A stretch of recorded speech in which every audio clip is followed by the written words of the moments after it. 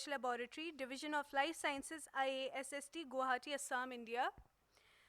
And his title for today's lecture is Comparative Evaluation of Cytotoxicity of Monoamine Oxidase Inhibitor, MAO1, on different human cancer cell lines, exploring the possible cell death mechanism. I request Dr. Bala to kindly keep it short because we are running out of time. Okay, thank you, the chairs and everyone present here. I know that everyone is hungry, so I will finish quickly. So my name is Dr. Asis Bala. I am working as an associate professor in the Division of Life Sciences, IASST Guwahati. This is an autonomous DST institute in entire Northeast India. So my topic of presentation will be on the comparative evaluation of cytotoxicity of monoamine oxidase inhibitor, that is MAO-I, on different human cancer cell line, exploring the possible cell death mechanisms. So as my team is working on pharmacology and drug discovery, but few of my students are working on drug repurposing. So the concept of repurposing came into my account because I found a case report that is published in 1982. That means 40 years back, that a 58 years female patient, when she was treated for depression, so the sign and symptom of arthritis was disappear. So this stuck in my mind. So I went through the literature review and I found that there may be a possibility that we can see that what is happening in the experimental setup.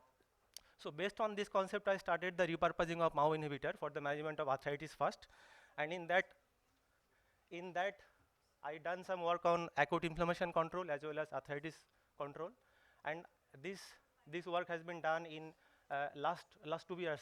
I have published this most important 3 papers, mostly on the MAO inhibitor for the management of acute and the chronic inflammations.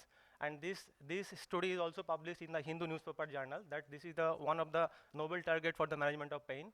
And this study is also published in our DST's Government of India website as a most important scientific study.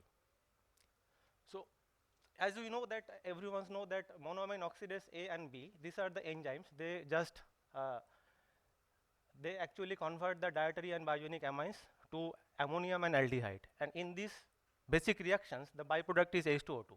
So ultimately once the monoamine oxidase inhibitor is used for the management of depression, basically what is happening, the excess dietary amines absorptions and basically for tyramine and excess biogenic amines, that is increased, and the metabolic end product, that is hydrogen peroxide, is decreased, and ultimately the different number of biogenic amines like different types of catecholamine is increased. So our hypothesis was that monoamine oxidase mediated oxidative deamination and the effect of MAO inhibition in metabolisms may affect the cancer cell proliferation and invasion.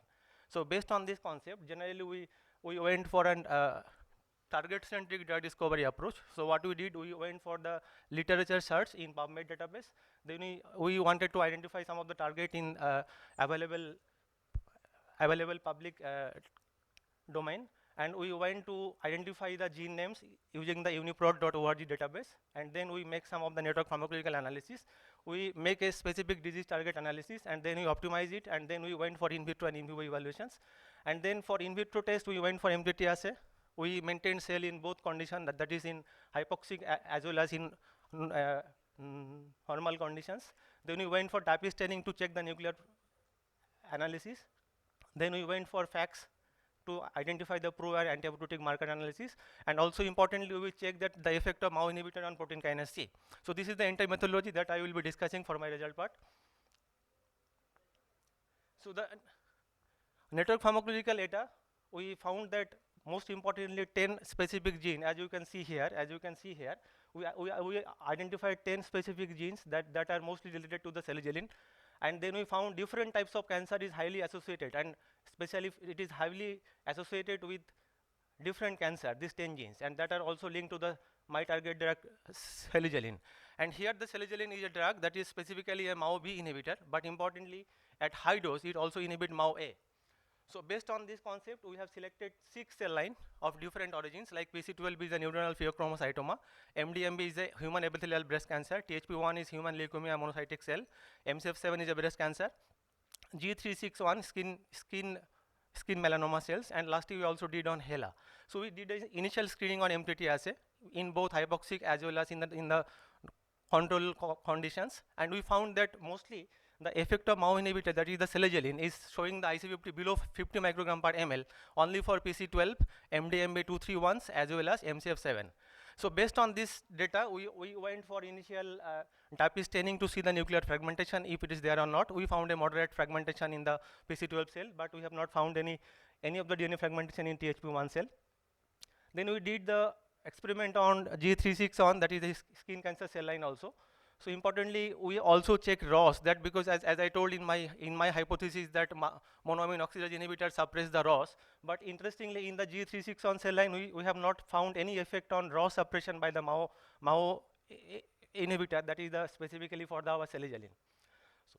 So in G36 on cell we also checked the DAPI staining. Here also a moderate DNA fragmentation was observed. Then we studied ROS, and again I am saying that in the G3615 cell there was no significant difference in the ROS production in both normoxic as well as in the hypoxic cell. And the concentration over here it is mentioned, it is 25 and 50, so up to 50 microgram per ml. The monoamine oxidase inhibitor selegiline did not make any changes in the ROS production. So then we went for the annexin 5 and PI staining, and by using the common dye, so we found that there is a increase of apoptotic cells in the MCF7 when the cell was treated with the specific drug selegiline at 25, 50 and 100 microgram per ml. Then we went for the FACS analysis, and we have found that the number, as you can see here, the number of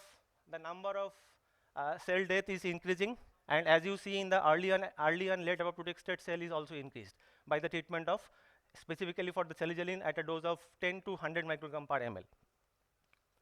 So we just wanted to explore the molecular mechanisms. So we see that BAX and BCL2 ratio was increased by the treatment of selegiline at a dose of 10 to 50 and also in 100 microgram per ml.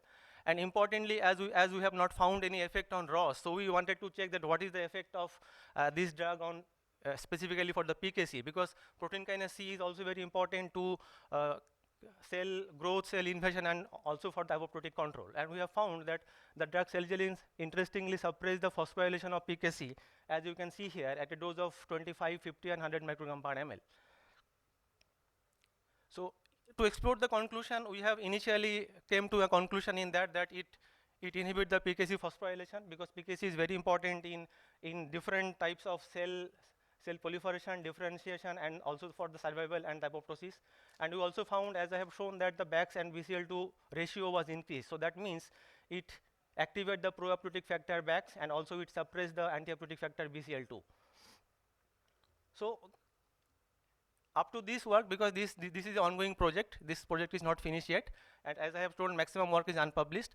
So I can say that the selegiline, that is specifically a MAO-B inhibitor, that is basically used for the management of depression, can be repurposed for the management of different types of cancer as well. And the conclusion is it is best effective in causing tumor cell apoptosis for neuronal pheochromocytoma and for the breast adenocarcinoma cells. And also it inhibited the PKC phosphorylation.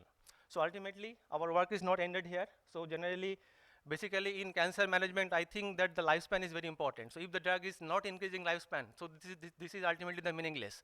So this work is going on in my lab, that to check the effect of selegiline on increase of lifespan on the specifically for the tumor bearing mouse, and also to go further for the translation and the clinical research. So the in vivo work is going on. I have not shown the data because it is under investigation now. These are my lab members, my students, those who are working in this experiment. So this work is funded by DST. So I want to acknowledge my institute, IASST, that is an autonomous DST institute, and this project is funded by DST also. And thank you everyone.